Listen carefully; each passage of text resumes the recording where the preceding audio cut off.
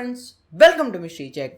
நம்ம இன்றைக்கி எதை பற்றி பார்க்க போகிறோம் அப்படின்னா கொஞ்ச நாள், அதாவது ஒரு 5 நாள் இல்லை 6 நாள் முன்னாடி பார்த்திங்கன்னா கவர்மெண்ட், அதாவது இந்தியன் கவர்மெண்ட் பார்த்திங்கன்னா ஒரு புது ஸ்கீமை நம்ம கண்ட்ரிக்கு இன்ட்ரடியூஸ் பண்ணாங்க.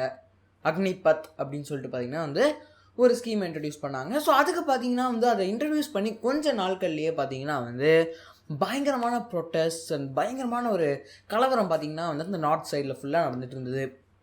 ஸோ அதை பார்த்திங்கன்னா எல்லாம் ப்ரொட்டஸ்ட் பண்ணவங்களும் பார்த்திங்கன்னா யங்ஸ்டர்ஸ், அதாவது ஒரு காலேஜ் ஏஜில் இருக்கக்கூடிய யங்ஸ்டர்ஸ் பார்த்திங்கன்னா அந்த ப்ரொட்டஸ்ட்டை பார்த்திங்கன்னா நடத்தியிருக்காங்க. ஸோ இது என்ன இந்த அக்னிபத், ஏன் இதுக்கு அவ்வளோ பெரிய எதிர்ப்பு வந்தது, அண்டு இப்போவும் பார்த்திங்கன்னா அதுக்கு நிறைய அப்போசிஷனும் வந்துட்டுருக்கு, நிறைய சப்போர்ட்டும் வந்துட்டுருக்கு. ஸோ அப்படி என்ன இந்த ஸ்கீம் அப்படின்னு சொல்லிட்டு தான் நம்ம இந்த வீடியோவில் பார்க்க போகிறோம். அண்ட் அக்னிபத்தை பற்றி டீட்டெயிலாக நம்ம பார்க்கலாம். ஸோ இந்த வீடியோ நான் ஏன் மேக் பண்ணணும் அப்படின்னு நினச்சேன்னா பார்த்திங்கன்னா இது ரொம்ப ரொம்ப ஒரு இம்பார்ட்டண்ட்டான ஒரு விஷயமா நம்ம கண்ட்ரியில் போயிட்டுருக்கு. சில பேருக்கு இதை பற்றி தெரியாமல் வந்திருக்கலாம். ஸோ உங்களுக்கு தெரியப்படுத்தணும் அப்படின்னா, ஸோ முதல்ல இந்த அக்னிபத் அப்படின்னா என்னென்னு பார்த்தீங்கன்னா அது ஒரு மிலிட்ரி பேஸ்டு ஒரு ஸ்கீம் தான். அதாவது ஆர்மியில் ஆட்கள் எடுக்கிறது பார்த்திங்கன்னா இவங்க ஒரு யங் ட்ரூப்பை வச்சு ஒரு ஆர்மி பண்ண போகிறாங்க. அதாவது 17.5 இயர்ஸ்லேருந்து ஒரு 21 to 23 இயர்ஸ், மேக்ஸிமம் 23 இயர்ஸ் வரைக்கும் ஒரு ஆர்மி எடுக்க போகிறாங்க. என்னடா அது வித்தியாசமான ஒரு ஸ்கீமாக இருக்குது, 21 இயர்ஸ் 23 இயர்ஸ்க்குலாம் என்னடா எக்ஸ்பீரியன்ஸ் இருக்குன்னு சொல்லிட்டு ஆர்மி எடுக்க போகிறாங்க அப்படின்னு கேட்டிங்கன்னா இங்கே தான் மேட்ரே நிறைய விஷயங்கள் இந்த அக்னிபத்தோட டிஸ்அட்வான்டேஜஸாகவும் இருக்குது, சில பாசிட்டிவ்ஸும் இருக்குது.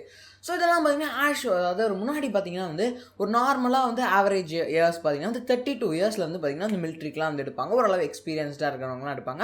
அண்ட் 17 இயர்ஸ் அவங்களோட ஒர்க் டைம் இருக்கும் அப்படின்னு சொல்கிறாங்க. அதுக்கப்புறம் கவர்மெண்ட் ஜாப்ஸ்னாலே பென்ஷன் அதெல்லாமே ஆஸ் யூஷுவல் எப்போவுமே இருக்கிற மாதிரி தான். அண்ட் சம்பளம் பார்த்திங்கன்னா நல்லா தருவாங்க. பட் இந்த அக்னிபத்தில் இருக்கக்கூடிய மெயினான ஒரு டிஸ்அட்வான்டேஜ் பார்த்திங்கன்னா money and job security. So இது பார்த்திங்கன்னா இந்த அக்னிபத் ஸ்கீம் பார்த்திங்கன்னா கிட்டத்தட்ட 4 இயர்ஸ், அதாவது காலேஜ் படிக்கிற 4 இயர்ஸை பார்த்திங்கன்னா இவங்க அக்னிபத் அப்படிங்கிற ஸ்கீமில் பண்ண போகிறாங்க. ஸோ இந்த அக்னிபத்தில் ஒர்க் பண்ணுறவங்க பார்த்திங்கன்னா அக்னிவீர் அப்படின்னு சொல்லிட்டு அவங்களுக்கு ஒரு நேமும் கொடுக்கப்பட்டிருக்கு. ஸோ இந்த அக்னிவீர் சிம்பிளாக என்ன பண்ணுவாங்க அப்படின்னா அந்த அதாவது அவங்க 4 இயர்ஸ் காலேஜில் ஸ்பெண்ட் பண்ணுறதுக்கு பதிலாக அந்த மிலிட்ரி பேஸ் ஆர்மியில் ஸ்பெண்ட் பண்ணுவாங்க. அவங்களுக்கு என்னென்னலாம் கற்றுக்கணுமோ அந்த மாதிரி விஷயங்கள்லாம் நிறையா கற்றுப்பாங்க. ஸோ அந்த மாதிரி தான் இந்த அக்னிபத் சிம்பிளாக சொல்லணும் இதுதான். ஸோ அண்ட் இங்கே பார்த்திங்கன்னா இந்த 4 இயர்ஸ்க்கு அப்புறம் 75% ஆஃப் த அக்னிவீர்ஸை பார்த்திங்கன்னா ஜாப்லேருந்து எடுக்கப்படுவாங்க. என்னடா இது லூஸ்தனமாக இருக்கேடா, கவர்மெண்ட் ஜாப்ஸ்னால் மோஸ்ட்டாக எல்லாருமே கவர்மெண்ட் ஜாப்ஸ்க்கான போகிறதுக்கான ஒரு விஷயமே என்ன அப்படின்னா நம்மளுக்கு ஜாப் செக்யூரிட்டி இருக்கும், நம்ம பெர்மனெண்ட்டாக அந்த ஜாபில் ஸ்டே பண்ணிடலாம் அப்படிங்கிறது தான். ஸோ 4 இயர்ஸ்லேருந்து ஒரு ஜாப்லேருந்து வெளில வரதுக்கு இவங்க ஏன் போகணும் அப்படிங்கிறது எல்லார் மனசுலையுமே இருக்க கேள்வி. பட் 100% ஆஃப் த அக்னிவீர்ஸை இவங்க வாஷ் அவுட் பண்ண போகிறது கிடையாது. 75% ஆஃப் த அக்னிவீர்ஸை வெளில அனுப்ப போகிறாங்க. அண்ட் மீதி 25% மட்டும் தான் அந்த ஒரு பெர்மனன்ட் ஜாப் இருக்கிறவங்களா அங்கே இருப்பாங்க.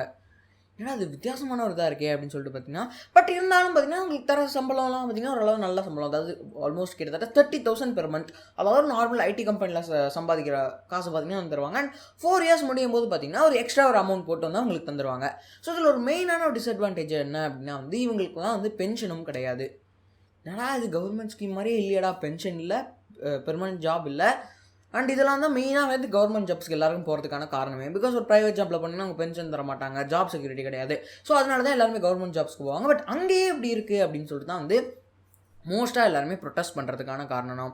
ஸோ இதோட இது பார்த்திங்கன்னா அதாவது டிஸ்அட்வான்டேஜஸ் அப்படின்னு சொல்லிட்டு அந்த ப்ரொட்டஸ்டர்ஸ்லாம் என்ன சொல்கிறாங்க அப்படின்னு பார்த்தீங்கன்னா இது என்ன ஒரு டிஃப்ரெண்ட்டான ஒரு இதாக இருக்குது, ஏன் நார்மலாக பண்ணாமல் ஏன் திடீர்னு இப்படி இன்ட்ரடியூஸ் பண்ணுறாங்க அப்படின்னு சொல்லிட்டுலாம் நிறைய கேள்விகள் எழுப்பிட்டு இருந்தது. எல்லா மனுஷனுமே அந்த டவுட் இருக்கும், திடீர்னு எதுக்கு கவர்மெண்ட் இப்படி ஒரு ஸ்கீமை ரிலீஸ் பண்ணணும். அதாவது 14ஆம் தேதி ஜூன் 14 இதை ரிலீஸ் பண்ணியிருக்காங்க. திடீர்னு இந்த ஸ்கீமை போட்டுடலாம் அக்னிபத் அப்படிங்கிற ஒரு ஸ்கீம்னு சொல்லிட்டு எதுக்கு இதில் ரிலீஸ் பண்ணோம் அப்படிங்கிறத தான் இன்ட்ரடியூஸ் பண்ணணும் எல்லாருமே யோசிச்சுட்டு இருந்தாங்க.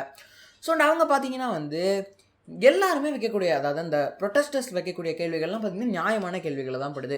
பிகாஸ் 4 வருஷம் அங்கே காலேஜ் படிக்கக்கூடியவங்க இங்கே ஆர்மியில் போய்ட்டு ஒர்க் பண்ண போகிறாங்க. ஸோ அந்த 4 வருஷம் கழிச்சு இவங்க அங்கே செக்யூர்டாக இருப்பாங்க, அந்த 25% இருப்பாங்களாங்கிறது நம்மளால் கேரண்டி பண்ண முடியாது. ஸோ அதனால் பார்த்திங்கன்னா இந்த மீதி 75% இவங்க இருந்தாங்கன்னா இவங்களுக்கு அடுத்து செக்யூரிட்டி வேலை கூட கிடைக்காது. பிகாஸ் இப்போ நீங்கள் காலேஜில் படிச்சுட்டு ஒரு டிகிரி வாங்கி ஒரு ப்ரைவேட் கம்பெனி கொடுக்குறது, நீங்கள் அக்னிவீர் அப்படின்னு சொல்லிட்டு கொடுக்குறதுக்கும் பார்த்தீங்கன்னா நிறையவே டிஃபரன்ஸ் இருக்குது. ஸோ இந்த 4 வருஷத்தை அங்கே ஸ்பெண்ட் பண்ணுறதுக்கு நாங்கள் காலேஜே படிச்சிருவோமே அப்படின்னு சொல்லிட்டு தான் எல்லாருமே ஒரு இதை வைக்கிறாங்க. ஸோ இதில் போய் மாட்டிடுவாங்க அப்படின்னு சொல்லிட்டு தான் ஒரு நியாயமான ஒரு ப்ரொட்டஸ்ட்டை அவங்க மேற்கொள்கிறாங்க. அதாவது ஒரு தொடங்கி வச்சுட்டு இவங்க பயங்கரமாக பண்ணிகிட்டு இருக்காங்க. நிறைய ட்ரெயின்ஸ் அதெல்லாம் பார்த்திங்கன்னா எரிக்கப்பட்டு பயங்கரமாக சோஷியல் பப்ளிக் ப்ராப்பர்ட்டியெல்லாம் பார்த்திங்கன்னா எரிப்பாங்க இல்லையா, அந்த மாதிரி விஷயங்கள்லாம் அங்கே நடந்துகிட்ருக்கு. ஸோ அப்படி ஒன்று இது தப்பாக தெரியலையடா அப்படின்னு சொல்லிட்டு நீங்கள் சொன்னீங்கன்னா இவங்க எல்லாருக்குமே பார்த்தீங்கன்னா அந்த எல்லாரோடைய லைஃப் இது. ஸோ பிகாஸ் அந்த 4 வருஷம் காலேஜ் படிச்சுட்டு டிகிரி இருந்ததுன்னா எந்த ஜாப்ல வேணாலும் போயிட்டு நீங்கள் உட்காந்துடலாம். பட் இந்த விஷயத்தை பண்ணிட்டு போயிட்டு எங்கே போய் நீங்கள் வேலை பார்ப்பீங்க அப்படின்னு சொல்லிட்டு தான் எல்லாருக்குமே டவுட்டாக இருக்குது. ஸோ நீங்களே எடுத்துக்கோங்க, ஒரு மிலிட்ரி ஆஃபீஸர் ரிட்டையர் ஆனதுக்கப்புறம் எங்கே போய்ட்டு ஐடி கம்பெனியில் வேலை பார்க்க முடியுமா? முடியாது. பிகாஸ் அந்த மாதிரி வேலைகள்லாம் கிடைக்காது. பட் பென்ஷன் வந்து அவங்களுக்கு கொடுத்துட்டு இருந்தாங்க. பட் கவர்மெண்ட் வந்து 3 அட்வான்டேஜஸ்க்காக தான் இதை பண்ணுறாங்க அப்படின்னு சொல்கிறாங்க. ஸோ முதல் விஷயம் என்னென்னா வந்து இந்த ஓல்டாக இருக்கிற பீப்புள், அதாவது எக்ஸ்பீரியன்ஸ் அப்படிங்கிறதோட ஒரு யங் ட்ரூப்பை வந்து நம்ம ஃபார்ம் பண்ணலாம் அப்படின்னு சொல்லிட்டு வந்து முதல் அட்வான்டேஜாக வந்து இவங்களுக்கு இருக்கலாம் அப்படின்னு சொல்கிறாங்க. பட் அதுலேயே ஒன்றும் டிஸ்அட்வான்டேஜ் இருக்குது. பிகாஸ் எக்ஸ்பீரியன்ஸ் தான் பார்த்திங்கன்னா இந்த மாதிரி பார்டரில் நிற்கும் போது தேவையான ஒரு விஷயம். எப்படி அதாவது எதிரிகள் எப்படி வருவாங்க அப்படிங்கிறதுலாம் பார்த்திங்கன்னா எக்ஸ்பீரியன்ஸ் ஆன ஆட்களுக்கு தான் புரியும். ஒரு இன்எக்ஸ்பீரியன்ஸ்டு ஒரு ட்ரூப்போட இவங்க எப்படி பண்ண போகிறாங்க அப்படிங்கிறது ஒரு மெயினான ஒரு டிஸ்அட்வான்டேஜ் ப்ளஸ் அட்வான்டேஜாகவும் இருக்குது. ஸோ ரெண்டாவது விஷயம் என்னென்னா வந்து மணி சேவிங். ஸோ நம்ம ஏற்கனவே பார்த்த மாதிரி பென்ஷன் இல்லை அந்த ஸ்கீமில் அப்படின்னு சொல்லிட்டு பார்த்தோம் இல்லையா. ஸோ இப்போ பார்த்தீங்கன்னா நார்மலாக இருக்க மிலிட்ரி ஆஃபீஸர்ஸ்க்கு பார்த்தீங்கன்னா வந்து நிறையா பென்ஷன் கொடுக்க வேண்டியிருக்கும் அவங்க ரிட்டையர் ஆனதுக்கப்புறம். ஸோ அதே பார்த்தீங்கன்னா கிட்டத்தட்ட இந்த மாதிரி இந்த ஸ்கீம் இன்ட்ரடியூஸ் பண்ணனால கிட்டத்தட்ட $115 மில்லியன் கிட்ட வந்து நம்ம வந்து $115 மில்லியன் கிட்ட வந்து நம்ம சேவ் பண்ணலாம் அப்படின்னு சொல்லிட்டு சொல்கிறாங்க. ஸோ அதை வச்சு பார்த்தீங்கன்னா நம்ம மாடர்னைஸ் பண்ண போகிறோம் ஆர்மியை அப்படிங்கிற மாதிரியும் சில ஸ்டேட்மெண்ட்ஸ் எடுத்து வைக்கிறாங்க. இது என்னடா அது புதுசாக இருக்கே அப்படின்னு சொல்லி சொன்னீங்கன்னா வந்து சிம்பிளாக என்ன சொல்கிறாங்கன்னு பார்த்தீங்கன்னா இந்த 115 மில்லியனை வச்சு நம்ம வந்து அந்த ஆர்மிக்கு தேவையான ஸ்பெஷலான ஒரு டெக்னாலஜிஸ்டாக இம்ப்ரூவைஸ்டாக வந்து நம்ம வந்து மிஷின்ஸ் இதெல்லாம் வாங்கலாம் அப்படின்னும் சொல்கிறாங்க. ஸோ இது எப்படிப்பட்ட இதாக இருக்கும்னு சொல்லிட்டு தெரியல. அண்ட் இந்த மாதிரி வந்து சில அட்வான்டேஜஸ் வந்து இவங்க வந்து சொல்கிறாங்க. ஸோ அண்ட் இதே மாதிரி பார்த்தீங்கன்னா நம்ம இந்தியாவில் மட்டும் தான் நடக்குதான்னு கேட்டிங்கன்னா கண்டிப்பாக கிடையாது. சைனா, USA அதுல மாதிரியும் இந்த மாதிரி நடக்குது. ஸோ இந்த மாதிரி பென்ஷனை கட் பண்ணிட்டு பார்த்தீங்கன்னா வந்து நம்ம வந்து இம்ப்ரூவைஸ் பண்ண போகிறோம் டெக்னாலஜி அண்ட் அதெல்லாம் பண்ணுறதுக்குலாம் பார்த்தீங்கன்னா எக்ஸ்ட்ரா காசு போடுறாங்க. ஸோ அந்த மாதிரி விஷயங்களும் பார்த்தீங்கன்னா வந்து நடந்துகிட்ருக்கு. ஸோ அதுக்கப்புறம் இதுக்கான எப்படி என்ன சொல்கிறது, இதில் ஜாயின் பண்ணால் என்னென்ன தேவைகள் அப்படின்னு கேட்டிங்கன்னா வந்து இதெல்லாம் வந்து அதெல்லாம் ஃப்ரீ தான் சொல்லிட்டாங்க. பிகாஸ் அதாவது ஆல் ஈக்குவல் அப்படின்னு சொல்லிட்டு தான் வந்து இதில் வந்து ஒரு ஸ்கீமில் வந்து ஒரு விஷயம் பண்ணியிருக்காங்க. ஸோ அது மேபி ஒரு நல்ல விஷயமா தெரியலாம். பட் இந்த ப்ரொட்டஸ்டர்ஸ்லாம் வந்து பண்ணுற ஒரே ஒரு விஷயம் என்ன அப்படின்னா வந்து ஜாப்க்கு நாங்கள் எங்கே போவோம், இப்போ நாங்கள் இந்த 4 வருஷத்தில் பார்த்திங்கன்னா கொஞ்சம் காசு கிடச்சிரும்.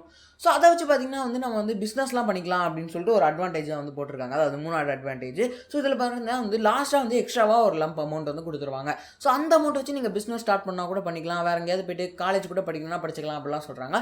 பட் 4 வருஷம் முடிச்சுட்டு பார்த்திங்கன்னா அதாவது கிட்டத்தட்ட நியர்லி 22 அந்த ஏஜில் பார்த்தீங்கன்னா ஒரு 18 இயர் ஸ்டூடெண்ட்டோட நீங்கள் போய்ட்டு காலேஜில் கம்ப்ளீட் பண்ண முடியுமா?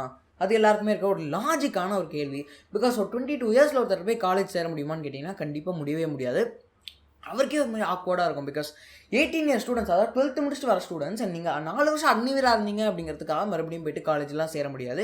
ஸோ அது ஒரு மெயினான டிஃபெக்டாகவும் இருக்குது. ஸோ நீங்கள் ஒரு ப்ரைவேட் கம்பெனிக்கு போகணும் அப்படின்னாலே பார்த்தீங்கன்னா நம்மளுக்கு கண்டிப்பாக வந்து டிகிரிங்கிற ஒரு விஷயம் கண்டிப்பாக ரொம்ப ரொம்ப முக்கியம். அக்னிவீராக இருந்துட்டோம் அப்படின்னு சொல்லிட்டுலாம் வந்து ப்ரைவேட் கம்பெனியில் எடுத்துக்கவே மாட்டாங்க. உங்களுக்கு வந்து அறிவு இருக்குது அந்த மாதிரி நாலேஜ் தான் பார்ப்பாங்க. நிறைய பேரண்ட்ஸ் பார்த்தீங்கன்னா வந்து இந்த ஸ்கில்ஸ் வந்து இப்போ 4 வருஷம் கழிச்சு வெளில வந்துட்டாங்கன்னா எங்கே யூஸ் ஆக போகுது அப்படின்னு சொல்லிட்டு கேட்குறாங்க. ஏன்னா கவர்மெண்ட் சொன்னாங்க இந்த மாதிரி ஸ்கில்ஸ்லாம் வந்து நிறையா ஸ்கில்ஸ் வந்து கற்றுக்கலாம், நியூ ஸ்கில்ஸ் அப்படின்னு சொல்லிட்டு சொல்கிறாங்க. பட் இந்த மாதிரி மிலிட்ரி ஸ்கில்ஸை வச்சுட்டு அவங்க அந்த 25% இல்லைனா அவங்க கற்றுக்கிட்ட ஸ்கில்ஸுக்கு ஒரு யூஸ் கூட கிடையாது அப்படின்னு சொல்லிட்டு நிறையா வருத்தங்களை தெரிஞ்சுட்டு இருக்காங்க. ஸோ இந்த மாதிரி ஏன் ஸ்கீம் இன்ட்ரடியூஸ் பண்ணுறீங்க அப்படின்னு சொல்லிட்டு. பட் கவர்மெண்ட் எஸ்பெஷலாக பார்த்தீங்கன்னா இந்த மணி சேவிங்காக இன்ட்ரடியூஸ் பண்ணுற ஸ்கீமாகவும் இருக்குது.